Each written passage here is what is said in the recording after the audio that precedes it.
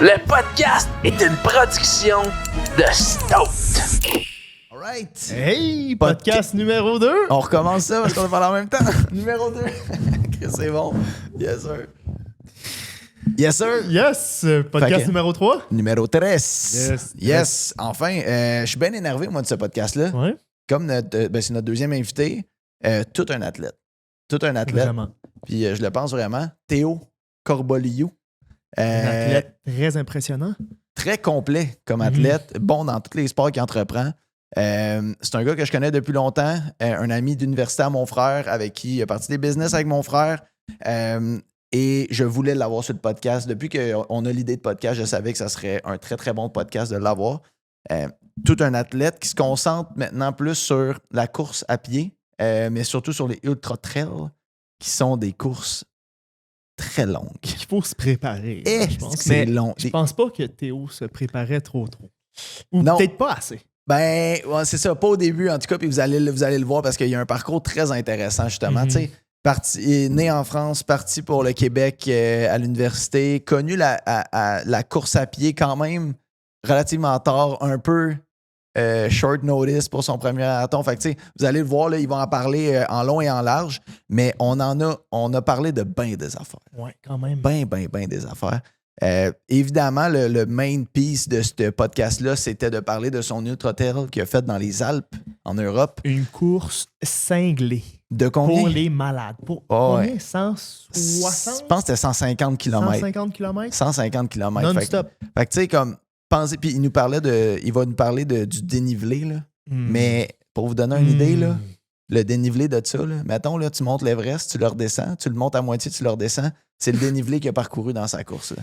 Fait qu'il va en reparler en long et en large. Quoi d'autre on a parlé? Parce on a couvert beaucoup de choses dans ce podcast-là. Beaucoup, beaucoup.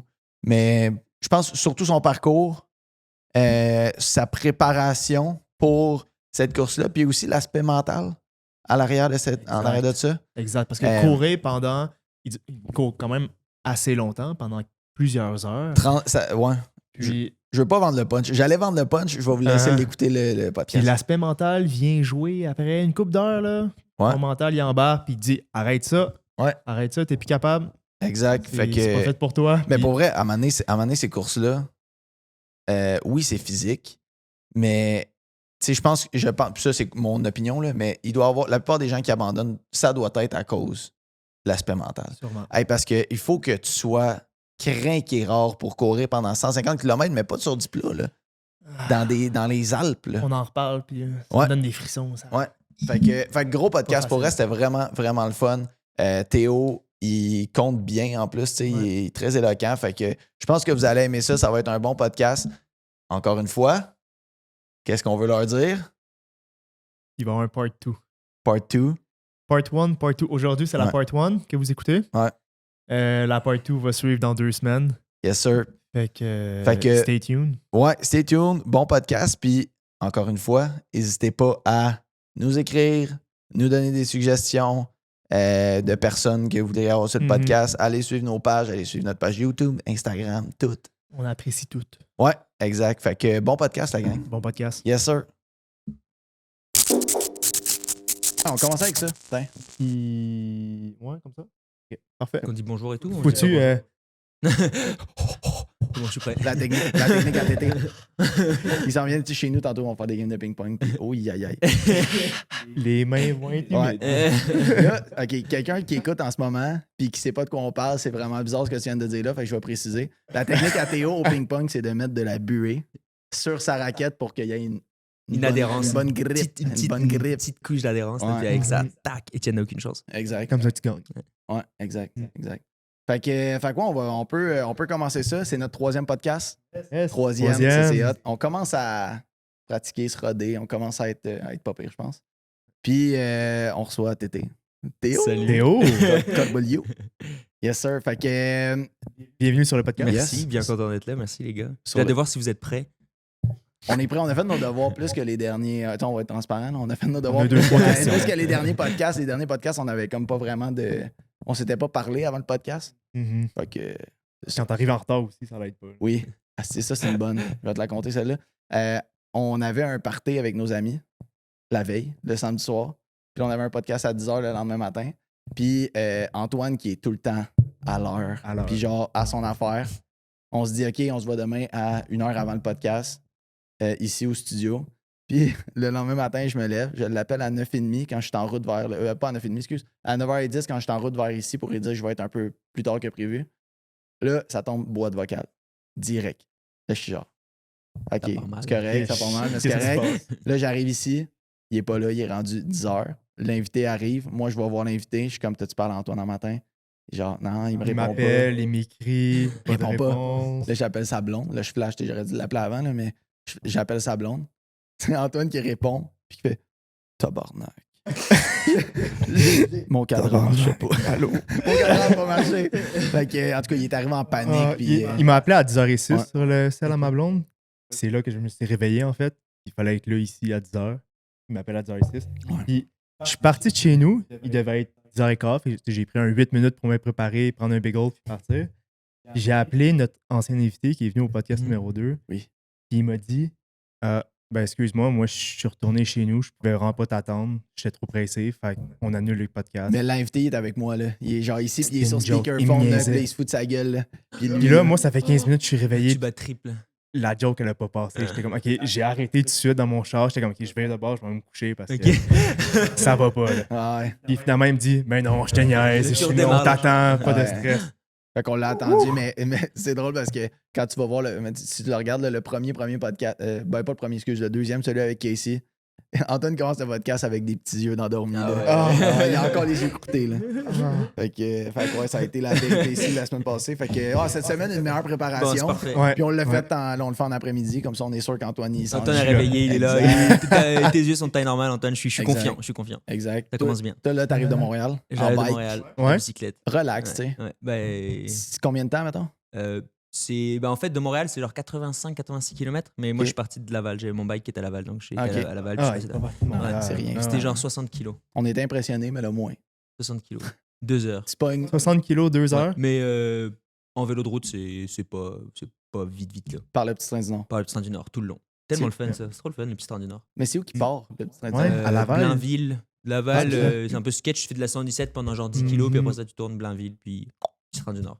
C'est-tu en gravel comme ici tout le long? Pas tout le long. D'abord, c'est de l'asphalte Jusqu'à Saint-Jérôme. jusqu'à Saint-Jérôme. Saint-Jérôme, t'as un petit peu d'asphalte, puis après ça devient de la garnotte, mais c'est de la garnotte qui est dure. Tapé. Là. Ouais, tapé. Pas si pire. T'as pas Non. besoin d'un gravel bike, Non, non, absolument. non, j'ai mon petit bike de route, puis ça va bien. Fait qu'un petit ride tranquille. Là. Petite ride tranquille. C'est ça. Mais normalement, j'adore me déplacer à vélo, mais la veille d'une course, c'est toujours un peu tough parce que ça vient puiser Ouais. les réserves. Surtout que ça fait vraiment longtemps, ça fait genre 3 mois que j'ai pas fait de bike. Donc là, je me disais, est-ce que c'est intelligent de venir en bike? Mhm. Parce que Mais t'as une bon, course je l'ai demain. fait si j'ai une course demain. Trail Trail, 30 kilos. à Tremblant. 30 Tremblant. kilos. Ouais. OK, une petite Fait que c'est en- relax. c'est en montagne, ça. Montagne, En ouais, montagne. 1500 mètres de D+, c'est surtout ça. Mhm. Tremblant, c'est le fun parce que ça grimpe quand même. C'est une des belles montagnes au Québec. C'est-tu dans la montagne de ski? Parce que, tu sais, mettons, moi, quand je vais faire du mountain bike, c'est des montagnes en face. Ça dit que c'est le bike du Mont-Tremblant, mais c'est pas dans les... Non, non, nous, c'est le Mont-Tremblant, on le monte 2 Ok. fois. Ok. Il est On monte, pas on mal le descend. plus 2 fois. Ouais. Wow! Ouh. L'autre fois, j'ai monté la moitié avec Max, on était comme, OK, c'est bon. Ça suffit. Ça le fait. Lui, il fait en courant 2 fois. On s'est arrêté au milieu, puis on était comme, ah, c'est bon. On va aller sur la terrasse. Là, il y a le village du Mont-Tremblant, puis genre 10 minutes, même pas 5 minutes, t'as là une grosse. Tu sais, il faut que tu montes un peu, mais t'as une grande chaise. Ouais. Tu sais, la plupart des gens, ils montent là, puis tu vois, ils soufflent, Ouais. ils sont en nage C'est avec ça. leur gros manteau en fourrure, alors qu'on est Ouais. en juin. Puis là, ils Ouais. s'arrêtent là, ils prennent les photos, puis ils redescendent. Puis nous, Exact. c'est comme, on n'a même pas C'est encore le mis nos trucs, on n'a même pas réchauffement, encore là. lassé C'est les ça. chaussures. C'est ça, c'était l'échauffement, là. Ouais. Mais. OK, Aïe, fait aïe. que course demain, c'est bon, ça. Ouais. Fait qu'on va pas trop jouer au ping-pong à soir. Ben, Pour pas est-ce trop qu'on t'épuiser. on va quand même. Un petit peu. Est-ce que tu dors dans le nord ce soir? Chez nous, Je dors chez Étienne ce soir, ouais. chez moi, à la casa. T'es-tu au courant? Hein? Je savais pas, mais C'est là je qu'Étienne l'ai su. l'apprend. Parce que revenir en vélo le soir. Ouais, non, pour être à Tremblant Ah. demain à 8h du matin, ça aurait fait. Ouais. ça aurait fait- Tu y vas-tu en vélo demain matin? Non, non, Meryl passe me prendre Ah, chez OK, vous. c'est ça. OK, Meryl, sa petite copine. Exactement. Non, Bah, non. elle est de taille normale, mais. Ouais, c'est ça. Elle est pas petite, là, Non, c'était c'est pas ça. dans ce sens-là. Ok, ok. Yes. Ouais, fait que c'est ça. Fait que, mais mettons, là, on jase depuis tantôt, mais Uh-huh. si on met les gens en contexte, Ouais. Théo, il vient d'où, mettons? J'ai grandi en Bretagne, en France, dans l'ouest de la France, au bord de la mer. Puis j'aime bien montrer aux gens où est-ce que j'habite sur une carte. Ouais. Mais là, étant donné que les gens sûrement qui écoutent, ils le verront pas, j'ai essayé de vous le décrire rapidement. Si on prend la carte de la France, au niveau de Paris à peu près, puis qu'on trace à l'ouest, à l'extrême ouest, Ouais. il y a comme une petite péninsule. Puis moi, j'ai habité pendant longtemps la maison sur le continent français la plus proche du Québec. C'est-tu vrai? Ouais, la maison la c'est plus au bord de la mer. listé- Ok, ouais. Il y a rien de plus. J'habitais vraiment l'ancienne maison du gardien de phare. Là. Il y a Ok. rien de plus. Fait que Vraiment. c'était fait pour beau. que tu viennes au Québec. C'était, tu sais, tous les matins, je me réveillais, je vais Guigui avec sa Il est où, le flashlight. Québec? Clac, clac, clac. Guillaume, c'est le frère d'Étienne. Ouais, shout out à mon frère. Shout out. Casse-Dédi, dédicace. Ouais. Puis, donc c'est ça. Donc, vraiment grandi au bord de la mer, dans un petit village. Là. Ok. Puis, je pense qu'on va parler de sport un peu plus tard. Exact. Dans ma famille, tout le monde est prof de sport. Là. Ma Ouais, tante c'est est prof de ça. sport. Mon Fait que père t'es est arrivé prof de jeune. sport. T'es arrivé jeune, le sport, là. Ouais, vraiment. Ok. Je me souviens même plus quand c'est arrivé. Là. Pour Ok. moi, c'est toujours- il y a T'es toujours eu, t'es né dans le sport, là. Ouais, exactement. Puis, Puis- je savais courir avant de marcher. Tu sais. Je Ouais, courais c'est comme ça. ça, clac, clac. Mon Il père est fait, sorti. non, c'est pas vrai. Pas vrai, mais en fait, j'ai couru vraiment tard dans ma vie, mais j'ai fait Ok. du sport. J'ai fait du. Très jeune. Ouais, très jeune, mais j'ai jamais fait du. Je faisais pas vraiment du sport compétitif. Tu sais, au Québec, il y a beaucoup de sport-études, de sport compétitif. Moi, j'ai Ouais. jamais fait de sport-études. T'es un multisport. Ouais, Tu faisais un ouais, peu je faisais de tout. Je faisais de tout. J'ai fait 5-6 ans de gymnastique quand j'étais petit. C'était ça mon sport avec lequel j'ai grandi. De mes genre 4 à mes 10 ans, je faisais de la gymnastique. OK. Après ça, j'ai fait du handball beaucoup. Avec mes amis, c'est ça qu'on faisait du handball. Du quoi, C'est quoi, du ça? handball. Ah, Ok, handball. excuse. Mais c'est un sport allemand, donc on dit handball normalement. Handball, ah ouais? Ouais. OK. Mais donc j'ai beaucoup joué à ça, c'est très populaire en Bretagne. Ah oui? J'ai fait, mon père est prof de badminton, donc assez rapidement je joue au badminton aussi. Donc Mhm. là pendant une couple d'années, je cumulais gymnastique, handball, badminton. Après ça, j'ai arrêté la gymnastique. Quand j'ai commencé à atteindre un certain niveau, c'était vraiment épeurant ce qu'ils me demandaient de faire. Là. Ah Ok, ouais, hein? tu vas faire un double salto avec des vrilles et tout. Moi je me disais, je C'était vais sur- mourir. Je vais me casser le cou, Ouais, c'est sûr. C'était les figures sur matelas ou c'était quoi? Y avait-tu une discipline en On particulier? fait, que tu on fait faisais? tous les De agrès. tout? Ouais. Ok. C'est un gymnastique, on fait genre, je sais pas combien c'est, 6 ou 7 agrès. Ouais. Le sol, on faisait du sol, du trampoline, de la barre, puis tout se complexifiait à la barre. On se faisait accrocher les mains à la barre fixe Oh. avec des sangles, puis là, Fallait que tu il fasses nous faisait tourner comme ça, mais on était accrochés. Là, je me souviens, je faisais juste crier. Tu subissais, là, tu survivais à la patente. là, c'était juste ça. Donc, à un moment donné, j'ai eu moins de fun. Puis, je faisais là, pour le coup, j'en faisais quand même en compétition. Donc, là, mes parents, ça faisait énormément de route de m'amener parce que j'habite dans un petit village. Donc, c'était genre loin. l'équivalent, c'est comme si j'habitais à Saint-Adèle, puis que la ville, c'était Montréal, la ville la plus proche. Ok. Oh shit, Donc, ok, il fallait quand qu'ils même. m'amènent tous les jours pour mes entraînements. J'avais des entraînements 3 fois par semaine. Donc, c'était. Je le réalisais pas, j'étais petit, mais pour mes parents, ils étaient contents que j'arrive. Ils étaient pas Avec quel contents, âge, ils m'ont toujours soutenu, mais Ouais. j'en ai fait de mes, mettons. En fait, quand j'étais tout petit, c'était des écoles de multisport, c'est pas vraiment gymnastique, mais 5, 6, 7, peut-être c'était ça. Après ça. Quand même jeune. Ouais, mais tu sais, je dis ça, mais c'est juste mes parents ils me mettaient dans un endroit le mercredi après-midi, puis moi je courais, là. C'est ça que je dis. Ah, C'est ça, t'allais juste te défouler. Puis, Ouais. Mais petit à petit, c'est devenu un peu plus de la gymnastique. Ok. J'ai fait de la gym, je commençais pas exactement à quel âge. Puis là, quand j'en ai fait vraiment en compétition, je devais avoir 10, 11 ans peut-être. Ok. Et ouais, voilà. Donc c'est Ok. pas mal là que. Mais j'ai pas le souvenir d'être particulièrement bon ou juste le souvenir de faire partie d'un groupe. Puis T'aimais on ça faisait faire la du sport, compétition. t'en puis faisais, puis... J'aimais Ça te ça. faisait C'était du comme bien. mon sport. Mhm. C'était comme mon sport Ok. aussi que je faisais. C'était le fun de faire des backflips sur la plage. Tous les copains trouvaient ça drôle. Ah ouais, hein? D'ailleurs, j'ai une cicatrice ici parce que Non, à cause de ça? en soirée, à un moment donné, j'ai voulu faire montrer aux copains comment c'était le fun les backflips, puis j'ai fini sur le Non. menton. Oui. Non. Non. Donc, Tu t'es dit, j'étais encore capable de faire ça. j'étais encore moi. capable. Ah puis oui. finalement, ça vaut la peine de répéter une fois Ouais, ou c'est deux. ça, ouais, exact. Mais quand t'es au milieu du cercle dans la Ouais, danse, là, il y a ouais. toujours un cercle et les Ouais, gens sont c'est comme ça. go, go. Il y a un gars qui est comme vas-y backflip, t'es comme T'es allez pas ok, gay. t'es pas gay. T'as dit que c'est mon frère qui t'a convaincu. Non, Guillaume, ok, je j'ai compris sais même pas Guillaume. non, je sais même pas si ton frère était là. Ok. cette soirée-là. Puis T'es laissé puis paf. emporter. En fait, il y avait une fille qui faisait des acrobaties elle aussi. Donc là, tout le monde était comme wow. Donc là, mon pote était comme mais vas-y, T'es t'es capable. C'est Ah elle qui a ouais? tout le fame. Vas-y. Donc, je suis comme ok, me chauffe pas. Donc là, j'y vais, je fais un backflip. Après, elle arrive, elle fait un flick, mais elle en fait un puis un autre arrière. Tu sais, c'est où tu mets les mains. Ouais, là. ouais. Ok. Puis mon pote, il dit vas-y, fais-en deux. Hein. J'étais pas complètement sobre. Puis je suis comme ok, j'en fais un, sauf que j'atterris un peu tout croche. Puis là, je repars directement pour un autre. Puis là, j'étais atterri sur le menton. Puis c'était Sur le béton. sur le menton et le béton.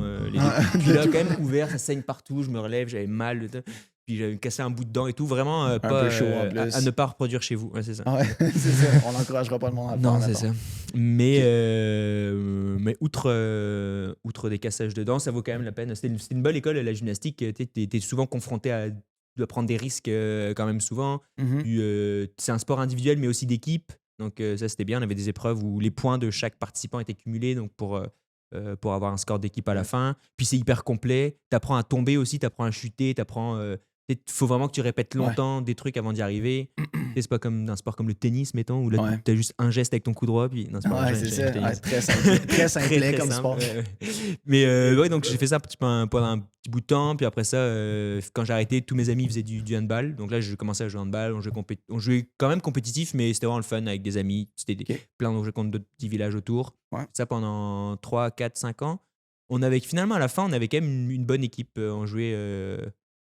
C'est pas les mêmes niveaux, mais on jouait à un niveau régional. C'était un peu compétitif, mais juste assez pour que ça soit le fun. Puis, Ouais, mais en fait, j'ai un peu compétitif, c'était quand même très compétitif. On était juste en dessous du niveau national. Oh, OK. Quand même. Donc, c'était quand même, on avait une bonne équipe, puis on s'entraînait beaucoup, mais je me souviens vraiment qu'on était une bande de potes, une bande d'amis. De chums qui jouent ensemble et qui ont du fun. Puis c'était le fun, on avait des cours le samedi matin au lycée en France. Puis là, l'autre gros autobus, il est venu me chercher à la sortie du collège. Donc là, on était là avec nos sacs de sport en sortant de les cours, puis on disait ciao, bye. Puis là, on allait dans tout le grand ouest de la France pour faire des compétitions samedi, dimanche. C'est hot parce que ça, c'est hot des événements de même quand t'es jeune, de partir avec du monde, mettons dans un tournoi. Tu sais, ici, évidemment, tout le monde pense au hockey, là, les tournois de hockey, le monde part pour des fins de semaine, mais aller avec une gang d'amis, faire du sport. Ton équipe. Dans une hôtel. Dans l'hôtel. On l'avait fait au soccer à la réserve, puis c'est malade. Là. Tu t'en rappelles. C'est des moments marquants. Exactement. Donc c'était ça tous les week-ends, donc ça c'était trop bien.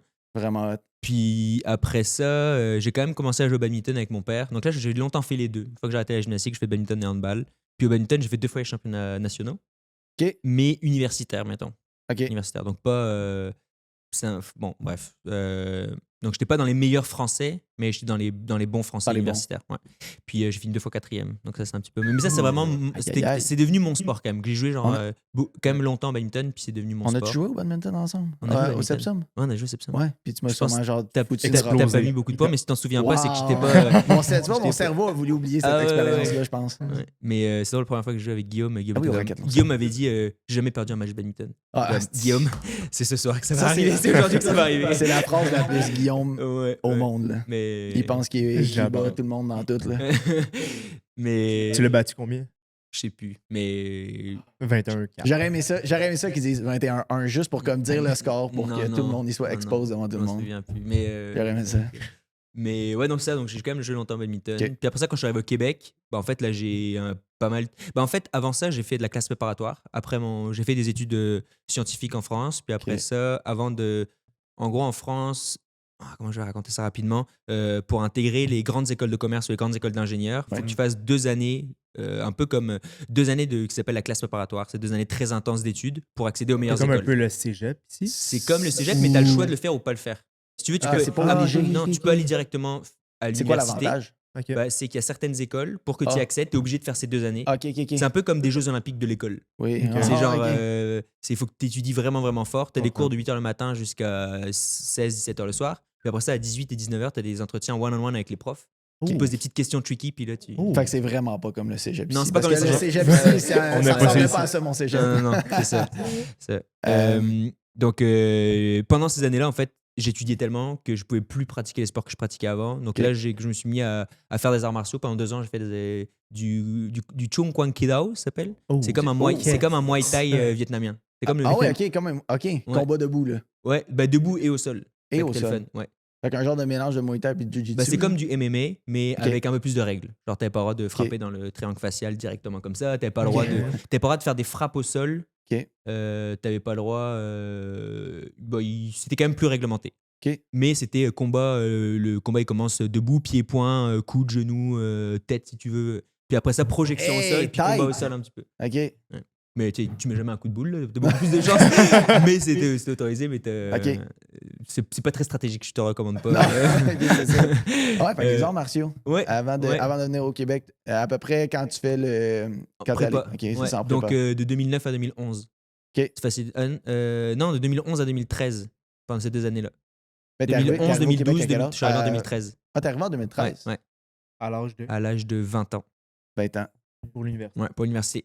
Donc Ouais. après ça, j'ai passé mes 2 années d'école donc en lâchant un peu les sports. Je joue un peu encore au badminton ici et là, Conception. mais non, là, quand j'étais toujours en France. Ah, OK, quand t'étais en France. Ouais, mais je voudrais un peu arrêter la compétition et tout ça. Puis j'ai beaucoup aimé faire des arts martiaux. C'était bien. Puis ça m'a aussi. La différence entre un art martial et un sport de combat, c'est que l'art martial a toute une dimension spirituelle que le sport de combat a pas. Sport de combat, c'est tu te tapes dessus. Puis art martial, il y a une dimension un peu plus spirituelle, genre respiration, énergie. Ça, je trouvais ça cool. Parce que j'ai toujours été 100 à l'heure, 100 à Ouais. l'heure. Puis là, c'était un petit peu genre. À la fin, c'est des entraînements de 2 heures. À la fin, on prenait une demi-heure pour genre assis en tailleur à respirer, un peu à méditer. Mais c'est pas de la méditation, c'était comme ça faisait partie du sport. Puis ça, je trouvais ça. C'est la facette de ces sports-là que moi, je trouve qui est un peu... c'est dommage que le monde connaisse pas cette facette-là. Mhm. Tu sais, moi, j'aime beaucoup les arts martiaux. Puis la plupart du monde à qui j'en parle sont comme « Ah, c'est juste des sauvages qui vont Mhm. dans une cage pour se battre. » Puis je sais que, tu sais, mettons, tu regardes la UFC, il y en a que c'est des bandits qui ils veulent juste aller se battre. Mhm. Mais il y en a beaucoup là-dedans que il y a le côté discipline, il y a le côté spirituel, comme Ouais, tu dis. ouais. Il y a comme toute cette Un dimension-là côté autour de traditionnel, Ouais. aussi respect du Exact. sensei, là, de l'enseignant, du prof. Ça, c'est vraiment. Ça arrive. Le 3/4 du temps, là, je regarde un combat dans l'UFC, puis les deux gars ont beaucoup de respect l'un pour l'autre. Mhm. Il y a un jeu de... Mhm. Tu sais, ils se trash talk un peu, mettons, avant pour vendre des billets. Mais après le combat, il y a du respect, puis Ouais. peut-être la facette que le monde connaisse moins un Connaisse peu. moins. C'est poche. Mhm. Fait quoi, OK, fait que arts martiaux, encore là-bas, mais tu fais un peu d'autres sports sur le side. Ouais. Mais j'ai toujours. Toutes ces années-là, j'ai fait des entraînements 1, 2, 3 fois semaine, mais j'ai jamais été un crinqué du sport. Tu sais. Ouais. Même si mes parents, ils m'ont toujours soutenu puis encouragé à faire du sport. Puis les étés, donc mes parents sont profs. Donc tous les étés, on partait 2 mois, ils ont 2 mois de vacances. Donc on partait 2 mois dans les Alpes, faire des randos, de l'escalade, des choses comme ça. C'est un peu Ok. que là que mon goût de la montagne est arrivé. Mais j'ai jamais été un crinqué à aller faire des trucs tous les jours, à m'entraîner de façon obsessive. J'ai toujours eu un mode de vie où je m'entraînais, je voyais mes amis, je faisais Ouais. le party, je faisais plein de trucs. Puis j'avais mes entraînements de temps en temps, mes compétitions, mes matchs la fin de semaine. Mais c'était vraiment très normal. pression. Ouais. Sans Parce que pression. T'avais pas l'esprit compétitif. j'ai toujours été très très compétitif. Je voulais Ok. toujours gagner. Mais en France, t'as moins. Ben, je sais pas si c'est la France. Parce que j'imagine qu'après, on va parler de ce que je fais aujourd'hui. Ouais. Puis là, aujourd'hui, c'est comme beaucoup plus intense que le mode de vie que j'avais à cette époque-là. Ben, le sport, finalement, a une place beaucoup plus importante aujourd'hui qu'il l'avait avant. Avant, c'était vraiment, je faisais ma vie, puis j'allais m'entraîner, quoi. Mhm. Ouais. Maintenant, c'est un petit peu ma vie qui est un peu plus articulée autour de mes entraînements, que ça a pris une place un peu différente. Ouais. Mais je trouve, tu sais, souvent les gens ils disent ah ouais, tu fais du sport comme un malade depuis que t'es petit. Puis quand je pense à quand je suis petit, C'était plus un loisir. c'était vraiment un loisir là. Puis je fais Mhm. Tu voulais avoir j'ai du jamais fun. voulu être athlète professionnel, jamais. Ok. Puis honnêtement, j'ai eu des bons résultats en sport, mais j'ai jamais non plus été sur-talentueux ou surdoué ou vraiment meilleur que tout le monde, là. Non, c'est J'étais ça. bon, mais T'étais là pour avoir du fun, pas te mettre bah, de j'étais là pression, pour avoir puis, du fun, mais bah, j'ai toujours été compétitif Ouais. quand même. Mais donc pour moi, gagner, ça a toujours été important, ou en tout cas donner mon maximum. Mais j'ai jamais eu la prétention de me dire ok, je suis vraiment bon en bad, let's go, je me lance et puis j'essaie de faire De percer. de percer, d'être dans de me faire commanditer. Tu sais, quand je suis arrivé Ouais. au Québec, toi tu jouais au tennis comme un malade, t'étais super bon. Guillaume était commandité Babola. Pour moi, c'était comme oh Ouais. my god, ok, c'est des vrais sportifs là. Et Et- pourtant, pas Bah non, mais si. à un niveau, là, à un certain niveau, mais ouais. Ouais, effectivement. mais tu sais, moi, j'ai jamais été à ce niveau-là en France, tu vois, OK. dans les sports que j'ai pratiqués. OK. Je pense que c'est un mélange de culture en France où le sport de haut niveau, c'est pas. Où, tu sais, vous avez fait du sport-études, ce genre de choses-là. Ouais. Vous avez comme une vie où le sport était beaucoup plus important dans votre quotidien plus tôt. Ouais. Alors que nous, en France, les études, ça prend tellement de temps que on étudiait tout le temps. Puis je pense que c'est beaucoup plus Mais- difficile d'avoir accès à du sport-études. S'il n'y a pas de sport-études, mais est-ce que la scolarité et le sport viennent ensemble quand même? Tu sais, mettons, les sports parascolaires, tout ça. Y a-tu beaucoup. Tu sais, c'est quoi la relation sport-études en France, mettons? Y en Ben- a-tu quand même beaucoup? Est-ce que en fait, ma question, je vais la clarifier, c'est est-ce que l'école encadre beaucoup de sport? Mhm. Ouais, quand même. On a Ok. toujours du sport obligatoire, mais tu sais, le sport à l'école, je sais pas comment c'était vous, mais c'était OK, prenez un ballon de basket, puis là, le prof, il Ouais. donne un ballon, puis là, tu joues au basket, puis. Tu sais, mais c'est pas du tout, c'est zéro compétitif. Ok. Après, il y a du sport-études, mais c'est les meilleurs. C'est une toute C'est petite l'élite, partie de la ouais, population. c'est ça. C'est vraiment les meilleurs nationaux qui ont accès au sport-études. Moi, Ok. j'aurais pas pu faire du sport-études dans aucun sport, là. Fait qu'il y avait pas, mettons, d'équipe sportive, peu importe, qui était chapeautée par l'école, mais qui était juste pour le plaisir, Si. tu sais. Ouais, si, Ok. excuse. Tu avais aussi ce qu'on appelait l'UNSS, l'Union nationale du sport scolaire. Ok, En fait, c'est ça, ok. moi, les compétitions que je faisais en badminton. Ouais. Il y avait la place pour ça, pour faire des entraînements. L'équivalent du RSEQ au Québec qui chapeaute tous les sports parascolaires. Là. Ouais. OK. Ouais. Mais ça, pour le coup, c'est. Ça, c'est pas le même niveau que les fédérations officielles de sport. Hein. OK. Donc là, j'arrive au Québec, si je continue chronologiquement. Mhm. Exact. J'arrive au Québec en 2013. Donc là, finalement, après mes 2 ans d'études, je me rends compte que j'ai beaucoup aimé ça, étudier, puis apprendre plein de trucs. Mais finalement, faire une école de commerce ou une école d'ingénieur en France, ça me tente pas vraiment. Donc là, j'avais une cousine qui étudiait à HEC Montréal. J'avais fait un voyage en 2012 à Montréal. Je me dis, tiens, let's go. J'applique à HEC Montréal. Puis j'ai été pris tout de suite. Ok. Donc, me voilà en 2013 avec mes valises sur Edouard-Montpetit. Wow. Tu quittes ton nid familial. Je quitte mon t'en nid viens familial. Au Québec. Prêt à chugger de la beer. De la bière à côté. Mais, fait que là, À te faire tatouer ton, Ouais, ton faire groupe. groupe d'HEC. HEC, ils vont comprendre. Ouais. Mais, Je ne l'ai pas fait pour clarifier les choses, mais j'étais pas loin. Ouais. mais OK, fait que là, tu débarques, puis t'étais. C'est au moment que t'étais en appart avec Alex. Ouais, C'est ça, son nom? ouais. Alex. Je suis OK, arrivé. c'est cet appart-là, Ouais, moi, en face du Septum. exactement. Puis Wow. là, je me suis dit, quand j'ai remarqué qu'il y a beaucoup de Français à Montréal, je me suis dit, je vais quitter la France, c'est pas vrai que je vais me mettre juste avec des Français. Donc, je voulais vraiment être en coloc avec des Québécois. Ok. Donc là, je me suis mis en coloc avec la Alex que tu connaissais mentionnes, ou que- que je connaissais pas. HEC Ok. organise des speed meetings, des speed Dating, dating de Speed coloc. dating, ouais. De collègues. Puis donc c'est là que j'ai rencontré Alex, Ok. ma coloc, et un autre Alex qui était mon coloc au début. Ok. On habitait dans cet appartement-là en face du Sepsum, donc Ouais. sur Edouard-Montpetit. Puis moi, je venais d'un système où j'avais 40 heures de cours par semaine. Puis là, j'avais 15 heures de cours par semaine à HEC. Ouh. Donc là, Ça change j'étais la donne. Wow. OK. Donc j'ai commencé à boire pas mal de bière. Puis aussi, j'étais en face le du Sepsum. Je jouais tellement au tennis, au squash, au badminton. Là. J'ai eu des tendinites au coude parce que Ouais. j'ai jamais autant tapé dans les doigts. Ouais, mais c'est tellement le fun, le Septum, Ah ouais. que j'en ai Ah, accès à c'était ça. Il y a malade. tellement de sports. Là. Je nageais, je faisais de l'escalade, je courais, j'allais même Je au m'ennuie gym. du Septum, honnêtement. là. Ouais, non, c'était hot. Vraiment. C'était hot. Ouais. Toi aussi, t'es allé au Sepsum? Ouais. On a joué, on est allé On souvent. a fait des bonnes parties de Ah ouais, badminton, ouais. de spike Le ball, squash. de- Spikeball C'est dans les salles de spikeball, squash. Ouais, c'est Ouais. je sens que Ça, tu me c'était disais hot. Uh-huh. Ouais, on a joué en masse. On habitait. Donc, t'étais pas sur Edouard, mais t'étais pas loin. C'était là. proche, c'était pas loin. Vraiment pas À loin. 20 minutes de marche du Septum. Ok. Moi, j'étais en face, là, c'était capoté. Ah, toi, tu sais, dans le fond. Donc, ma première année, t'ouvrais la j'étais plus porte. au Sepsum qu'à HEC, là, pour vrai. Ouais, c'est ça. C'est sûr. Mais là, je suis arrivé, puis là, j'ai perdu un peu mes repères de sport. Je me suis dit, je vais faire du sport compétitif. Puis moi, au début, j'avais lu un peu sur les carabins le sport universitaire. Je me dis, moi, je fais du sport universitaire. Puis nous, l'UNSS dont je vous parlais, là, c'était hyper inclusif. N'importe qui pouvait arriver, s'entraîner. Puis si jamais tu étais bon à l'entraînement, là, tu faisais les compétitions. Donc moi, je me dis, c'est parfait, je vais m'inscrire. Le sport stylé au Canada, c'est le football américain. Je vais m'inscrire au carabin pour les football carabins. américain. OK. Puis T'as là, jamais joué? j'avais jamais joué. Mais là, j'ai même bon. pas pu faire les tryouts. Ils m'ont dit, mais non, rentre chez Parce que vous. ça- Là. Puis j'ai vu les doutes, je me suis dit, non, je vais Ils sont pas. énormes. Ils sont Gigantesques. énormes. Puis je Ah connaissais ouais. pas les règles, je connaissais rien. Donc finalement, j'ai fait les tryouts de badminton. OK. Et On change de registre quand même. On change de registre. On parle de. Mais en fait, quand j'ai compris que c'était vraiment compétitif et qu'il fallait être très bon, je me suis dit, le seul sport où je suis très bon, c'est le badminton. Ouais, OK, je comprends. Donc je vais essayer de faire l'équipe en badminton. Ok. Et j'ai pas été pris dans l'équipe officielle. OK. Mais parce qu'en fait, je me suis rendu compte que l'équipe a été déjà faite d'une année à l'autre, puis qu'ils prenaient genre 1 ou 2 joueurs en plus s'il y avait de la ouais, place. c'est ça. Puis là, cette année, il y avait très peu de place. C'est drôle parce que ça a commencé par premier jour de tryout, c'est un test bip bip. Tu sais, les tests, il faut courir aller-retour. Ah, ouais. Moi, à Ce cette test. cette époque-là, je courais pas tant que ça, mais donc là, jusqu'à cette époque-là, pour vrai, j'ai presque jamais fait de jogging, là. De courir Pas juste pour encore. m'entraîner. Je faisais jamais ça, là. C'était plate. Moi, je courais après un ballon, je courais sur un terrain, mais j'avais quand même, tu sais, je faisais les crosses à l'école, Ouais. les cross-country à Cross-country, l'école, ouais, exact. parce qu'on était un peu obligé de les faire, mais Mais t'as tout le temps été en forme, là. Fait que J'ai- courir, j'ai- c'était pas un problème pour non, toi, c'est même ça. si tu J'étais faisais quand pas même de jogging. très actif, je faisais du sport C'est et tout. ça. Et donc là, test bip bip, j'éclate tout le monde, je gagne. Je gagne le test bip bip. Ok. Wow. Les joueurs titulaires de l'équipe, ils me regardent, ils font genre, mais c'est qui celui-là et tout. Par contre, j'avais tellement tout donné qu'après, quand c'était arrivé le moment de jouer, j'étais brûlé, j'étais plus capable de jouer. C'était un couteau à double Ouais, tranchant, là. exactement. Ah ouais. En fait, le niveau était très bon, il était très très fort. En fait, là, pour le coup, c'était dans les meilleurs Canadiens qui étaient là, très Ok. bons joueurs canadiens. Et en tout cas québécois. Et j'ai perdu les quelques matchs que j'ai eu à jouer ce soir-là. Et donc, ils m'ont dit, t'es pas dans l'équipe, mais on veut que tu t'entraînes avec nous quand même. Viens t'entraîner avec nous. Puis donc, c'est ce que j'ai fait au début.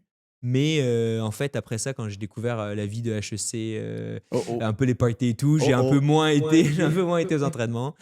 Et donc, en fait, c'est ça, je me suis retrouvé en fait, à pas vraiment avoir de sport fixe. Je faisais un peu n'importe quoi, mais je m'entraînais dans rien. Ok. Puis, avec les réseaux que je me suis fait d'HEC, les gars allaient au gym, les gars. Tennis un peu. Puis, Ouais, donc là, je jouais un ici, peu au là. tennis, je faisais un peu de gym, mais je trouvais ça plate, le gym. Genre, pour moi, le gym, c'était bien pour être meilleur dans le sport. Ouais. Mais le gym, c'est pas un sport, c'est pas une fin Non, en Je soi. suis d'accord avec toi. Ah, Donc, moi, j'ai de la misère maintenant à aller dans un gym, juste m'entraîner. Là. Puis les gars, ils me faisaient des supersets de trucs, ils me faisaient des plans de malade. J'étais comme, est-ce que ça va me faire pédaler plus vite, genre, en vélo? Ça sert à quoi, genre? Puis finalement, j'ai rencontré Jérémy, J, qui me dit, donc ça, c'était en fin 2013. Attends, non. T'es encore dans ta première année de bac, là. Non, c'est peut-être la deuxième année. Ok. Attends, comment ça se fait, donc? C'est au début de deuxième année. Puis là, il me dit, je cours un marathon en septembre. OK. C'était- Là, on est, on est Là, début on de l'année, est, janvier, février? Attends, parce que c'était début 2014, genre peut-être mars-avril 2014. OK. Parce que le timeline est important. Là. Le monde Ouais. va comprendre, là, mais le timeline est important. là. Mars-avril 2014, il me dit bon, Théo, t'es actif, tu fais plein de sports, je cours un marathon en septembre, pas game de courir un marathon avec moi. Moi, je suis comme, OK, let's go. Ouais, si je suis game. Je suis game. Puis, parce qu'on a couru quelques fois ensemble, puis il courait bien, mais il était pas non plus. Il était là. Ouais, c'est ça, ouais, c'est ça. Moi, j'étais bon pour courir vite, en fait. Parce que tous les sports que j'avais fait, c'est Ok. des sports d'intervalle, du fractionné. Donc, j'étais bon pour accélérer et courir vite. Les intensités. Exactement. Ouais. Mais là, après ça, je rentre chez moi, je regarde il y a combien de kilomètres dans un Le marathon. cardio. Puis là, je me rends compte, L'endurance. un kilomètre, c'est 42. Un marathon, c'est 42 kilos. Donc là, je me dis, genre. Puis honnêtement, je vois ça, je me dis, c'est beaucoup. Mais 42 km, tu sais, Ça te faisait j'en pas sais peur. rien. Tu sais, t'en sais rien. Donc, Ouais. je suis comme. Tu fais ça en une demi-heure en voiture. Ouais. C'est quoi, à la course? Donc, je suis un peu. Je me dis, OK, c'est un bon défi, mais je suis pas non plus terrorisé. Là, je suis pas en mode, qu'est-ce qui m'arrive? Puis je me dis, c'est parfait, j'ai le temps de m'entraîner et tout. Puis finalement, j'ai jamais couru. Pour moi, la course, c'est ce que j'étais obligé de faire avant les matchs de handball pour s'échauffer. Là. Ouais. Mais donc, je suis comme, je vais éventuellement m'entraîner et tout, mais je sais pas trop par où commencer. Donc, en fait, je fais rien. Je change vraiment pas ma routine. J'incorpore pas du tout de course. Je continue de faire un peu n'importe quoi, de m'entraîner, de faire beaucoup la fête. Et cet été-là, je partais au Pérou. J'avais un stage de 4 mois au Pérou. oui? Donc là, je pars Ok. début mai. Donc là, on s'inscrit genre en avril, mars-avril. Je pars début mai au Pérou. Puis en fait, je me dis, OK, au Pérou, je vais changer de rythme. Là, je vais m'entraîner. Je m'entraînais comme un malade et tout. Ok. Sauf que j'arrive au Pérou, je travaillais à Lima. Je donnais des cours d'anglais Puis- à Lima.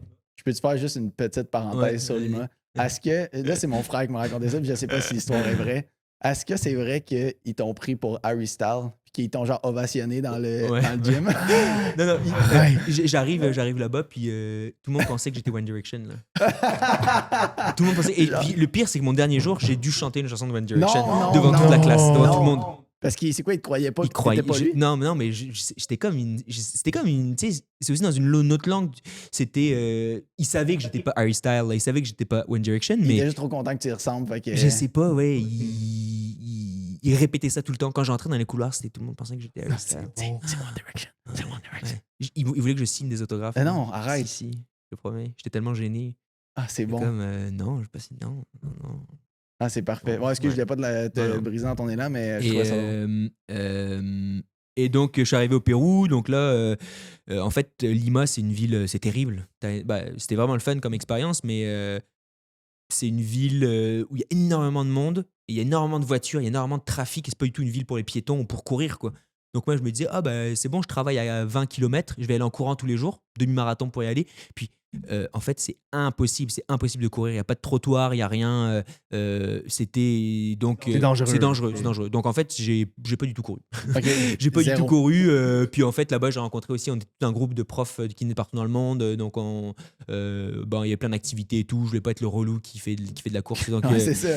donc en fait, j'ai très peu couru, mais c'était vraiment le fun. Puis en fait, là, je reviens. Puis c'est déjà août, quoi, fin août. C'est là. Fait que là, c'est comme dans. Donc là, c'est fin août. Donc là, j'ai 2-3 semaines, rien là. fait. Puis le marathon, et j'avais genre de 5 mois d'entraînement. J'ai plus que genre 3 Aïe, semaines. aïe. Donc là, je me dis, bon, là, ça y est, je reviens à Montréal. Là, Ah Théo, oui. pour le coup, faut au moins que tu vois c'est quoi 42. Donc là, je me souviens, je pars, je mets mon Strava sur mon téléphone, je pars, je me dis, ok, je cours.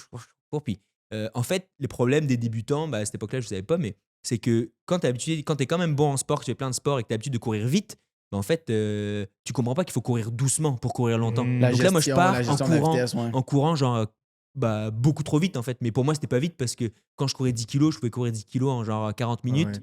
Et là, je me dis, bon, je cours beaucoup moins vite que cette vitesse-là. Donc, ça va et je vais tenir, quoi. Puis là, je cours. Puis à un moment donné, je me dis, ça va. Là, je finis par rentrer chez nous. Je regarde, j'avais fait 17 km. Là, ça avait c'était quoi? T'avais arrêté parce que J'avais arrêté. Je pense que j'avais un truc. J'avais pas non plus ok. toute la journée. Puis, et là, je me rends compte que, shit, tout ça, c'est juste 17 km. Mais j'avais couru full vite. Puis je me souviens, j'ai mis ça sur Strava. Puis j'étais de full fier. J'étais comme malade et tout. Mais 0 prêt pour un marathon, quoi. Et donc. Mais je me rappelle de ça parce que mon frère, on avait eu un super moment donné, puis on s'approchait du marathon. Je savais pas que tu faisais un marathon. Puis mon frère, il avait dit à mes parents, genre, ah ouais, Théo va faire le marathon de Montréal. Puis on est comme, Théo, il court. Puis là, mon frère était comme, non, je pense pas. Je pense pas qu'il court. Ils se sont trompés. S'il y a une personne qui pourrait faire ça, c'est Théo. On était comme, OK. Et donc, là, je me souviens, j'ai couru quelques fois après tout ça, mais je me souviens me présenter sur la ligne de départ du marathon de Montréal, fin septembre C'était 2014. C'était quoi qui te passait dans la tête à ce Puis moment-là? là, je me dis, tout ce que j'ai couru, le plus que j'ai couru, c'est 17 km. Le plus que j'ai couru dans ma vie, c'est 17 km. Puis là, j'étais avec Jérémy. Lui, Jérémy, c'était sur son 10e marathon. Depuis qu'il a 18 ans, il courait un marathon par année. Donc, non, je dis 10, c'est faux, là, mais il en avait genre, on avait genre 22. Il en avait couru 5-6, là, mettons. Quand même. Donc, lui, il savait, quoi. Il savait qu'on allait se faire détruire. Mais moi, j'en avais aucune idée. Et donc, on part. Moi, je pars beaucoup trop vite. Sur son pace? Non, il part. Mais non, il était là. Il part un peu il l'a dit devant. tantôt. On court un peu ensemble, mais moi au début j'étais comme on va tellement pas vite et tout. Donc, mais tu sais, quand je regarde, je me souviens d'à peu près de la vitesse là. Je sais pas si je vais pas passer de vitesse, je sais pas si les gens connaissent ça, mais on part trop vite quoi. On part trop vite et puis en fait, c'était extrême. À partir d'un moment, je trouvais ça extrêmement difficile. J'ai marché. J'avais les jambes détruites, très dur quoi. J'ai été au bout, mais ça m'a pris genre 3h45. 3h47, je pense, le premier. Attends, c'est quoi les bons temps? Mettons ouais. après, c'est le record du monde, c'est 2h01. Qui vient d'être battu à Chicago cette année, Ouais, c'est exact. 2h30 secondes. Mais ça, Ok. c'est le gars, il est Les gars, ça, gros, c'est- là. Ça, c'est. En dessous de 2h30, c'est. En fait, en dessous de 2h20, c'est les athlètes pros. Je pense que les minima olympiques, c'est 2h15. Donc 2h15, tu fais les Jeux Olympiques. Là.